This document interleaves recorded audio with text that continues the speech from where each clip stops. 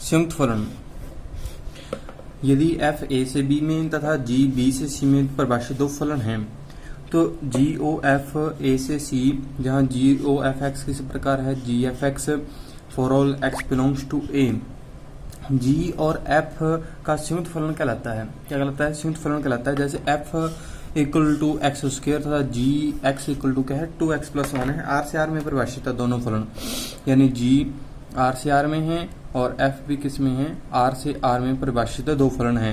तो इनका संयुक्त फलन किस प्रकार ज्ञात किया जाएगा? पहले एफ एक्स का लिखा जाएगा, एफ एक्स यानी एक्स स्क्वायर। अब पूरे स्थान पर क्या मान लीजिए, जैसे कि मान लेते हैं एक्स स्क्वायर इक्वल टू क्या है वाई है, तो यहाँ पर क्या आएगा जी वाई। तो इस फलन का मान क्या होगा 2y प्लस 1 बराबर 2y का मान क्या है 2x स्क्वायर प्लस 1। तो जी ओ एफ एक्स यानी इन दोनों फलनों का संयुक्त फलन क्या होगा 2x स्क्वायर प्लस 1 होगा। तो यह इनका संयुक्त फलन है। कुछ और उदाहरण भी हैं, जैसे g x equal to 1 plus under x तथा हमें क्या दिया गया है एफ ओ जी एक्स दे दिया गया है। हमें संयुक्त फलन दिया गया है 3 plus 2 under x plus x. हमें ज्ञात करना है एफ एक्स, हमें फाइंड करना है एफ एक्स को हमें ज्ञात करना है। देखिए हमें क्या दिया गया है जी एक्स दिया गया है 1 plus under x f o g हमें संयुक्त फलन दिया गया है और हमें क्या ज्ञात करना है एफ एक्स ज्ञात करना है। कैसे इसको लिखता हूँ, एफ ओ जी को क्या लिखेंगे एफ जी एक्स लिख सकते हैं। F g x 3 plus 2 under x plus x, g x 1 plus under x 1 plus under x equal to 3 plus 2 under x plus x. अब इस पूरे फलन को इस प्रकार से योजित करना है कि x के स्थान पर क्या आ जाए 1 प्लस अंडर एक्स आ जाए। जैसे कि इसको क्या लिख सकते 2 प्लस 2 अंडर एक्स, इस तीन को क्या लिख दिया मैंने 2 plus under x plus x.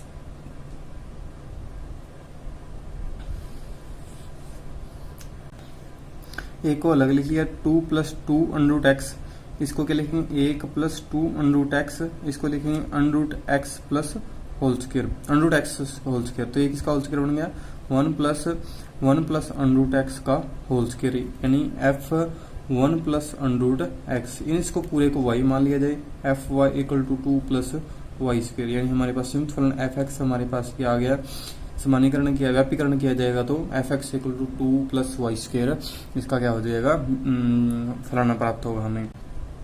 इसी प्रकार दूसरा एक उदाहरण देखा जाए, f x equal to sine square x, g o f x हमें दे रखा है साइन एक्स और हमें क्या ज्ञात करना है जी एक्स ज्ञात करना है। तो इसमें किसी प्रकार ज्ञात किया जाए, बिल्कुल इसी प्रकार जी एफ एक्स इसको लिखेंगे जी एफ एक्स और इसको लिखेंगे साइन एक्स। एफ एक्स हमें दे रखा है जी साइन स्क्वायर एक्स, तो हमें इसको साइन स्क्वायर एक्स के रूप में बनाना है। तो इसको साइन स्क्वायर एक्स के रूप में बनाने के लिए इसको क्या लिखेंगे sine square x under root. Positive था पहले से इसलिए पॉजिटिव साइन तो आएगा ही आएगा, प्लस माइनस नहीं ले सकते, प्लस लेंगे इसमें। तो इस पूरे स्थान पर क्या लिख देंगे y लिख देंगे, यानी क्या आएगा g y equal to under root y. फिर इसी प्रकार जी एक्स इक्वल टू क्या आ जाएगा अंडर रूट एक्स, यानी इसका क्या है जी एक्स हमारे पास क्या आ गया अंडर रूट एक्स आ गया है। इसके कुछ महत्वपूर्ण तथ्य हैं। संयुक्त फलन के f का जो परिसर है वो क्या होना चाहिए g का प्रांत का सबसेट या उसके बराबर होना चाहिए। यदि f का परिसर और g का डोमेन इंटरसेक्शन फाई आ जाता है तो जी ओ एफ परिभाषित ही नहीं होगा। जी एफ परिभाषित नहीं कर सकते, फिर अपने जी एफ परिभाषित नहीं कर सकते। इसके कुछ गुणधर्म हैं, प्रमेय अपन सिद्ध करेंगे। संयुक्त फलन द्वारा कर्मण्य नियम का पालन करना आवश्यक नहीं है। जरूरी नहीं है कि एफ ओ जी बराबर हो किसके जी एफ के, यह जरूरी नहीं है। संयुक्त फलन शास्त्रीय गुणधर्म का पालन करता है, हाँ बिल्कुल करता है। यानी कि जी ओ एफ ओ जी एच तीन फलन ले लिए जाए तो उनका शास्त्रीय गुणधर्म का पालन करेंगे। दो एकैकी साधक फलनों का संयुक्त फलन भी क्या होता है एकैकी साधक होता है। ये इंपॉर्टेंट प्रमेय है, इसको स्पेशल अपने देखेंगे। इन तीन प्रमेय को अपने क्या करते हैं सिद्ध कर। प्रमेय 2 संयुक्त फलन शास्त्रीय गुणधर्म का पालन करते हैं। माना तीन फलन F G H F A से बी से सी तथा सी से डी में परिभाषित हैं। मान लेते हैं एफ ओ जी ओ एच इनके अंतर्गत परिभाषित हैं। एफ ओ जी हमें सिद्ध करना है एफ ओ जी, फिर ओ के साथ FOGOH के साथ क्या है, बराबर है दोनों, ये शास्त्रीय नियम का पालन करते हैं। इसकी लेफ्ट हैंड साइड लेकर इसको सॉल्व करने का प्रयास करते हैं। FOGOH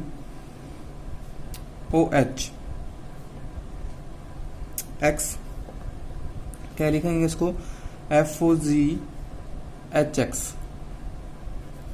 फिर इसको लिखेंगे FOGHX इस प्रकार, यानी FGHX।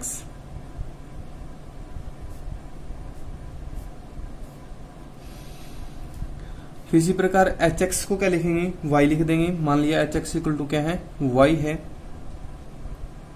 HX इक्वल टू क्या मान लेंगे, y, GY, और y को क्या मान लेंगे, z, GY को क्या मान लेंगे, z। तो ये क्या आ गया हमारे पास, FZ आ गया। इसी प्रकार left hand side, right hand side को लेकर सॉल्व करेंगे। राइट हैंड साइड को FOGOHX,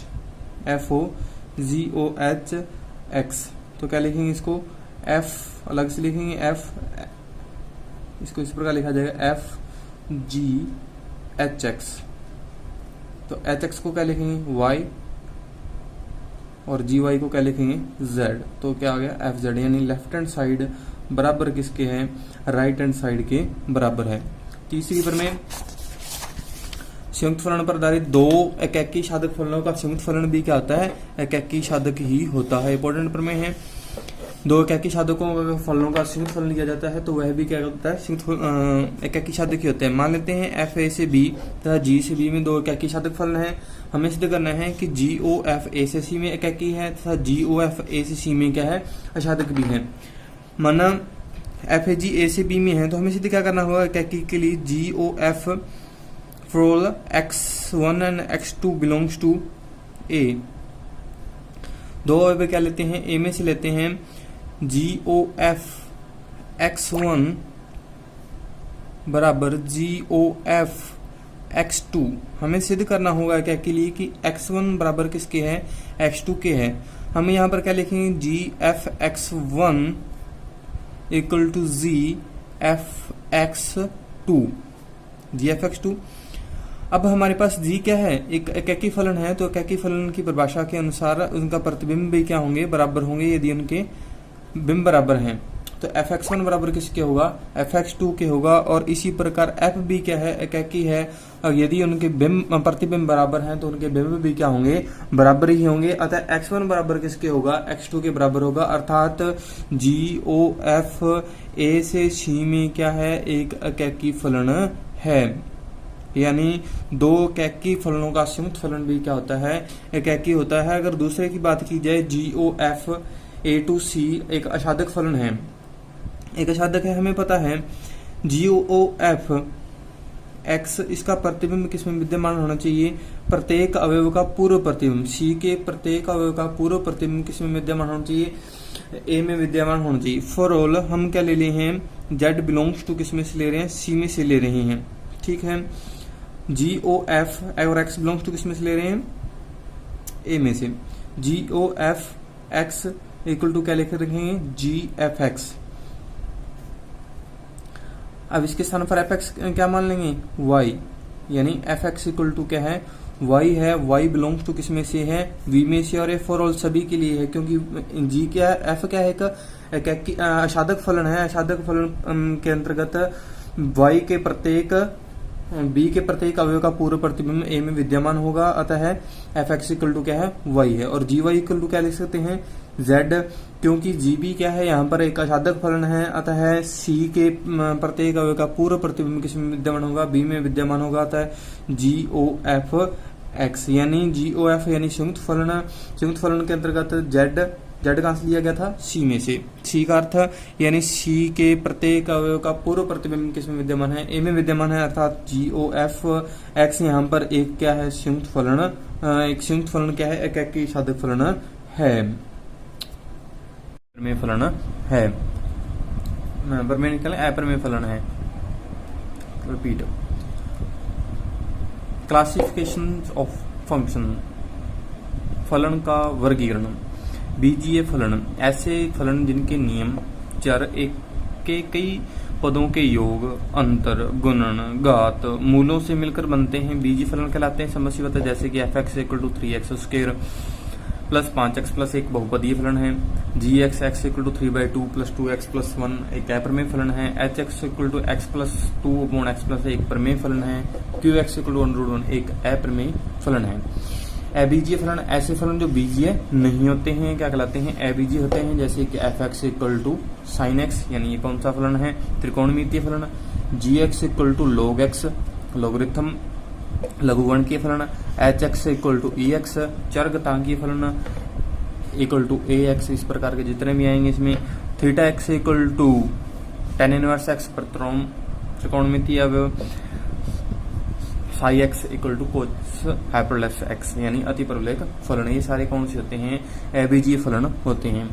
फलनों का एक अलग प्रकार से वर्गीकरण किया गया है, सम फलन या विषम फलन। दो भी हो सकते हैं, इसके अलावा भी हो सकते हैं। सम फलन क्या आते हैं? यदि f(x) सम फलन है, यदि और केवल यदि x के स्थान पर क्या रख दिया जाए? -x रख दिया जाए और फिर भी क्या प्राप्त होता है? हमें f(x) ही प्राप्त होता है, तो वह क्या कहलाता है? सम फलन कहलाता है।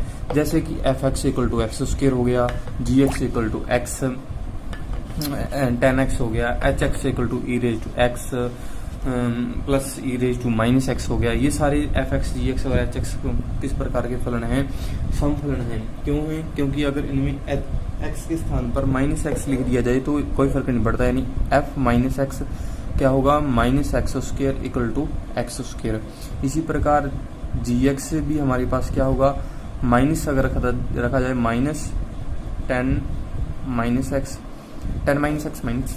-tan-x और प्लस क्या आ गया? x tan x। और hx = x के स्थान पर रखा जाएगा, h-x रखा जाएगा तो क्या आएगा? e⁻−x plus e⁻x। तो ये भी एक कौन सा फलन है? एक समफलन ही है।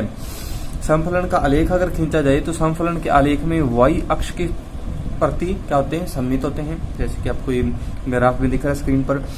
x अक्ष के समांतर खींची गई रेखा वक्र को किन्हीं दो बिंदुओं पर काटती है। वक्र को किन बिंदुओं पर काटेगी? दो बिंदुओं पर काटेगी, यानी वो एकाकी नहीं होगा। पहली बात, यानी समफलन एकाकी नहीं होते, होना जरूरी नहीं है, क्योंकि ये x अक्ष को कितने बिंदुओं पर काटती है? दो बिंदुओं पर काटता है। मैंने पहले ही बताया था कि x अक्ष के समांतर यदि कोई रेखा वक्र को दो बिंदुओं पर काट देती है तो वह फलन क्या होता है? बहुएकाकी होता है, यानी f(x) = x²। इस प्रकार के जो फलन होंगे इनका ग्राफ आपकी स्क्रीन पर आ रहा होगा। तो ये कौन से फलन है? सम फलन है। इनकी पहचान करना आसान है। अगर इस प्रकार का फलन हमें दिया जाता है तो हम आलेख दिया जाता है, बताना है सम फलन है विषम फलन है, तो हमें यहाँ से देख सकते हैं x के समांतर खींचेगी वो रेखा क्या होगी? दो बिंदुओं को काटेगी और वह y अक्ष के सापेक्ष क्या होंगे? प्रतिसमित होंगे, तो वह क्या कहलाएगा? समफलन कहलाएगा। विषम फलन की बात करें, f(x) विषम फलन होगा यदि f(x) = -f(x) होगा, यानी जैसे कि f(x) = x³, gx = x² -x, hx = x -x। और यह जो इस विषम फलन होगा, विषम फलन मूल बिंदु के सापेक्ष सममित होगा। किसके सापेक्ष सममित होगा? मूल बिंदु के सापेक्ष। ये किसके सापेक्ष सममित था? हमारे पास y अक्ष के सापेक्ष सममित था, और x के सापेक्ष सममित है, मूल बिंदु के सापेक्ष सममित है। इस प्रकार के जो आलेख होंगे अगर उनको 180 डिग्री पर भी घुमा दिया जाए तो वह अपनी किस स्थिति में आ जाते हैं? मूल स्थिति में आ जाते हैं। अगर इनको कहाँ पर घुमा दिया जाए? 180 डिग्री पर घुमा दिया जाए तो वह अपनी किस स्थिति में आ जाते हैं? कोई फलन समफलन और विषम फलन दोनों में नहीं हो सकता कोई ऐसा फलन हो न तो वो सम हो न ही कोई विषम हो। जैसे कि f(x) = हम उदाहरण लेके चलें, f(x) = क्या ले लिया मैंने? e⁻x।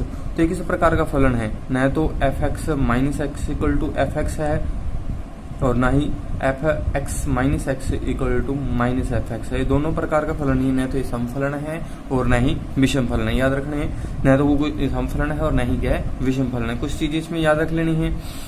दो समफलनों का योग क्या होता है? समफलन ही होता है। दो समफलन हों तो उनका योग क्या होगा? समफलन ही होगा।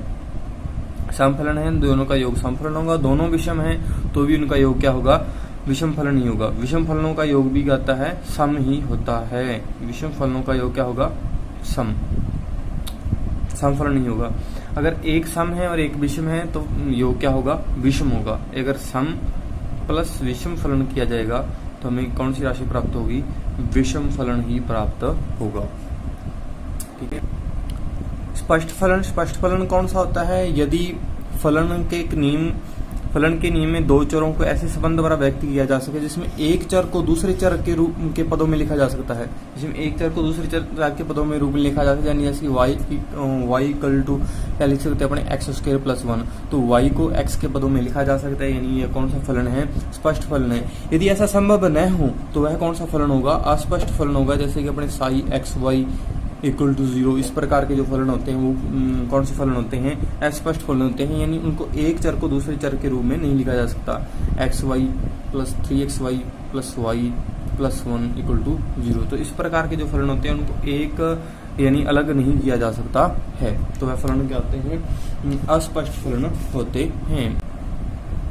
वर्धमान फलन क्या होगा, x के मान बढ़ने के साथ साथ यदि वो उसमें f(x) का भी मान बढ़ता जाता है तो वह कौन से फलन होंगे, वर्धमान फलन होंगे। यानी यदि x less than x2, x1 less than x2, then f(x1) less than n equal f(x2) होना चाहिए, तो वह कौन सा फलन होगा, वर्धमान फलन होगा, जैसे कि f(x) equal to ex, gx equal to x³ होता है। इसमें एक और चीज होती है निरंतर वर्धमान फलन। निरंतर वर्धमान फलन क्या होगा, यदि x1 less than x2, f(x1) less then f(x2), यानी इक्वल नहीं हो सकता, इसमें क्या आएगा, लेस देन ही आएगा, यानी x का मान निरंतर क्या हो रहा है, बढ़ रहा है, तो उसके साथ f(x) का मान भी निरंतर बढ़ ही रहा है, तो वह कौन सा फलन कहलाएगा, निरंतर वर्धमान फलन कहलाएगा।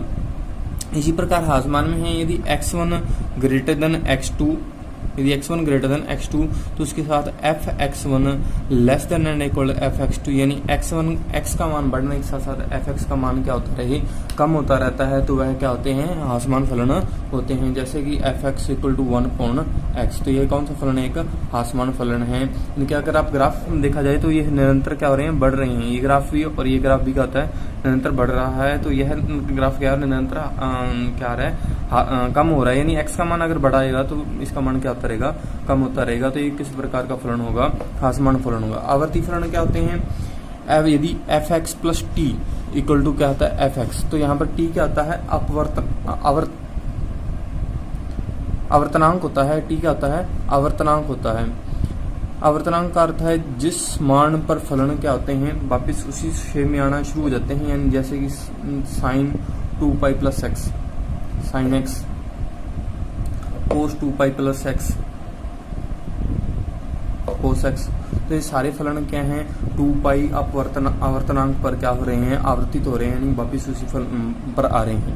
जैसे f(x) इक्वल टू x(x - x), इस ग्राफ के जरिए देखा जाए, इसका ग्राफ है, तो इसका आवर्तनांक क्या होगा, एक 10x, और कोट x का क्या होता है, पाई, क्योंकि 10x π + x क्या होता है, 10π + x, 10x कोट π + x क्या होता है, कोट x ही होता है। साइन कोस x के आवर्तनांक क्या होता है, 2π होता है।